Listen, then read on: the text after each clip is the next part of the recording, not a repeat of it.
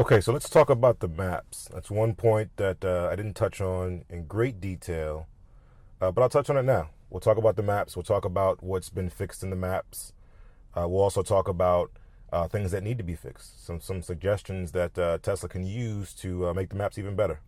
So first and foremost, a lot of owners have problems with the maps in general, specifically the navigation. There are high expectations when it comes to navigation systems. There's lots of advancements with Google Maps as well as the Apple Maps and some of the turn-by-turn navigation apps that are out there. In that regard, Tesla has a lot to live up to because the expectations are high as far as navigation is concerned. However, they do use Google Maps as a base, and I think they build some custom modifications to the Google apps to make what you see now in the Tesla maps.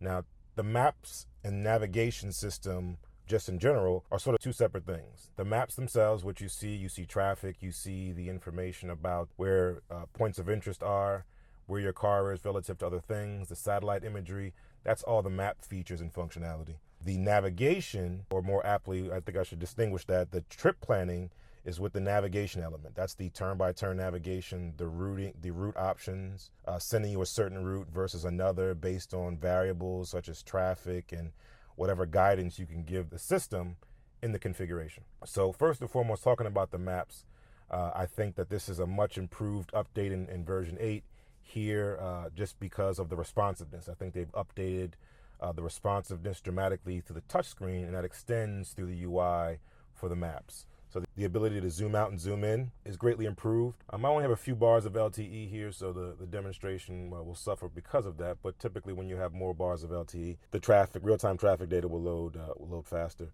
But as far as drawing the map and being able to zoom in very smoothly, very effortlessly, I think it's much improved over the previous version, which sort of lagged a bit. The pinch zoom also works as well.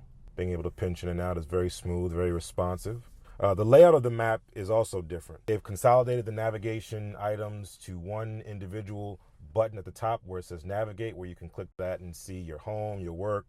You can also see the previous addresses you've navigated to. They consolidated everything into one tab, one place, one location for all things navigation.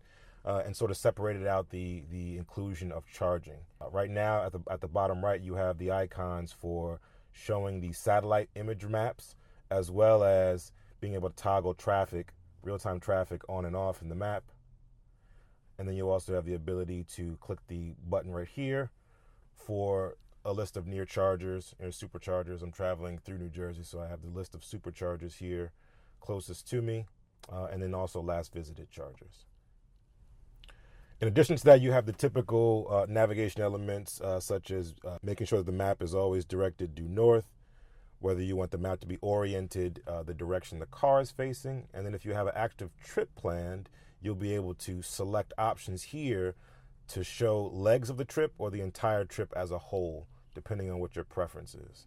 Where I find that the system is lacking is the ability to set options, being able to tell the system whether you want to avoid tolls, whether you want to avoid ferries, which is an option now with the new version 8.0, but it's in the settings. You have to actually go to the menu, go to the different settings, and actually click and toggle on and off whether you want to always avoid tolls and ferries. And I think when you talk about features such as toll avoidance, traffic mitigation, or avoiding ferries, that's a decision that's going to be made by the person navigating the route at the time. So I think it should be an option that when you click on the navigate button, you should have the option to be able to determine those options then and there. So I'm going to use the voice command just so I don't have to have my hand in the screen. Drive to New York City. Now we have the trip planner coming up, and this is going to sort of segue into the trip planning aspect of things, which again is different than the maps itself. All right, so what you see now is a turn-by-turn list, which is not dissimilar from 7.1. But the things that you notice here that are a little bit different are the fact that you now have your remaining energy here at the bottom, always present, always available, as well as your final destination. So even if you are able to scroll through the actual list, these remain at the bottom, which is very good. And it'll also give you a round trip estimate. It'll show you the time, the distance, and all that good stuff. And this is where the trip planner comes into play. It's taking into account real-time traffic, and it again is also using any pre-configured options that you have specific around traffic mitigation. If the particular route that the system is going to reroute you through is going to save you X amount of minutes, then it'll reroute you accordingly. But if it's not, then it won't reroute you. It'll let you go straight through the traffic or straight through the obstacles that are present. It'll also try to get you there as fast as possible. I think the calculation of a route, being able to display it on the screen, is greatly improved in version 8. There's a lot of efficiencies gained with version 8 to make things a lot smoother, a lot faster than they were in 7.1. Noticeably so. Here you have the ability to switch between the legs that I talked about. And whether you're looking at the whole trip or you're looking at the actual leg. If there were actual supercharger stops, which there are not, you'd be able to, this says trip now, but you'd be able to see the different legs of the trip. But this is a single trip that the car can make based on the state of charge that it has right now. So there are no additional stops needed to make the trip here. What I would like to see here is somewhere here an option to be able to avoid tolls along that route. That way it becomes more of an on-demand feature versus an always-on feature. I'm not familiar with too many people's use cases, but my use case, I don't always want to avoid tolls. Sometimes I want to avoid tolls, sometimes I don't. And when I don't, I shouldn't have to go to the menu and the options and toggle it on and off. And if I try to plan another trip and I forgot that I turned it on, then I'm going to be stuck with that route guidance, have to cancel the route, and then adjust accordingly. So to make it a little more of a quick access use feature, I think they should make it so that it's actually integrated into this screen. And as you plan your route, you'll be able to have the option to choose whether you want to avoid tolls and ferries, and then you click on that and it simply reroutes you accordingly. Another thing about the map is now they've included the feature to auto hide the taskbar, and you simply click on the map. The toolbar, the menu disappears, and you have a very clean, very crisp looking map, which, you know, takes up the majority of the screen, which is very good, very helpful, very useful. And you still have your buttons overlaid. You still have some key icons at the top over here, and I believe if you do not have a signal, that icon will appear there. If you do not have a signal, if you do have a signal to some degree, whether it's 3G, whether it's LTE, whatever it is, it will not show on the map here. But you have the quick use icons of being able to press the T, be able to see the time. In certain instances, I think the contrast is a little low. And I think what they try to do here is basically put icons. This is more of a UI study. I'll probably touch on this in another one, but they used sort of partially opaque icons up here that allows for a smooth transition so that when you touch the screen, the black comes in and it can still reuse the same icons. I think if they were to modify that and make them change colors, meaning it'd be brighter white when the screen is hidden, so it's more visible here, I think they'd have some issues here. But I think these are the decisions that they're making to optimize the performance of the chipset, to optimize the performance of the processor that's behind this touchscreen. I think another thing that they could do is try to find a way, and I'll use this screen, this view, try to find a way to put some of these icons closer to the driver. I feel like I'm oftentimes driving and I want to zoom in.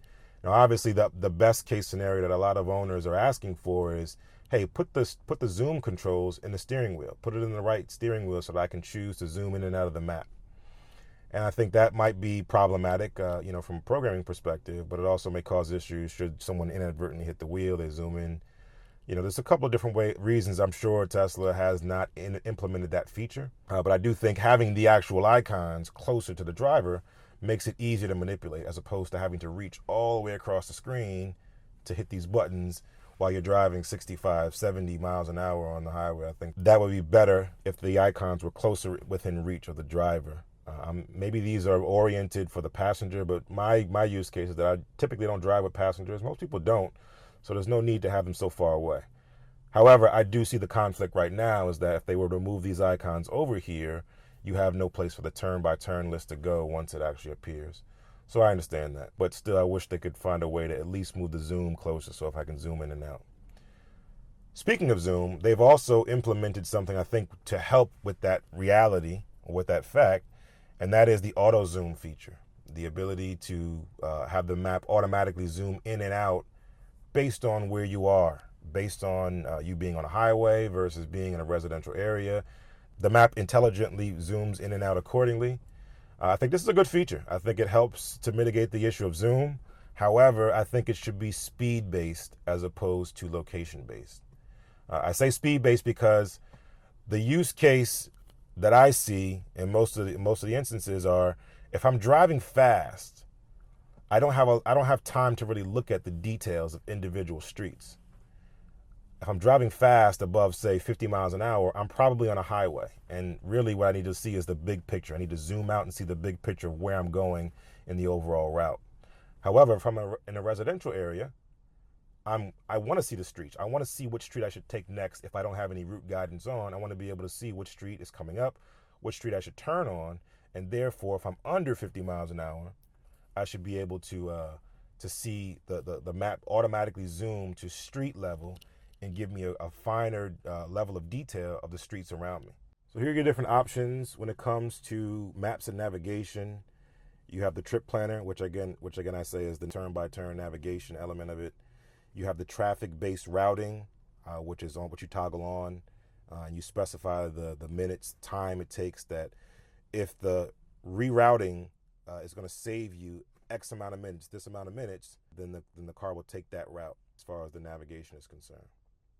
Only show when the fastest route is available. You have the option to avoid tolls and avoid ferries, and you also have the ability to show estimated round trip energy.